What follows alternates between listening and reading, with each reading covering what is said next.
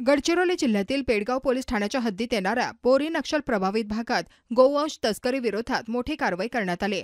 राम नंदनवार प्राणी कल्याण अधिकारी महाराष्ट्र शासन यांच्या नेतृत्वाखालील पथकाने 2 दिवसांपासून मिळालेल्या गुप्त माहितीनुसार 17 ऑगस्ट 2025 रोजी छापा टाकला।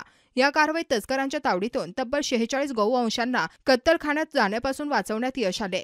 विशेष म्हणजे या मोहिमेदरम्यान स्थानिक पोलीस प्रशासनाकडून कोणतेही सहकार्य मिळाले नाही, तरी देखील गोरक्षकांनी प्रचंड मेहनत, सातत्यपूर्ण पाठपुरावा आणि धाडसी पाऊल उचलून ही मोहीम यशस्वी केली। तस्करांनी जंगल परिसरात गुप्तपणे गोठे उभारून गायी बैलांना कैद करून ठेवले होते। योग्य वेळी छापा घालण्यात आल्याने ही प्राण्यांची तस्करी उघडकीस आली।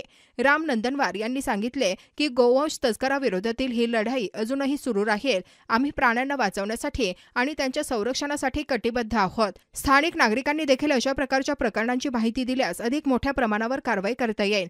या प्रकरणामुळे जिल्ह्यात खळबळ उडाली असून स्थानिक प्रशासन आणि पोलिसांच्या भूमिकेवर प्रश्नचिन्ह निर्माण झाले आहे। गोवंश रक्षणासाठी अशा कारवाया अधिक तीव्र करण्याची मागणी होत आहे।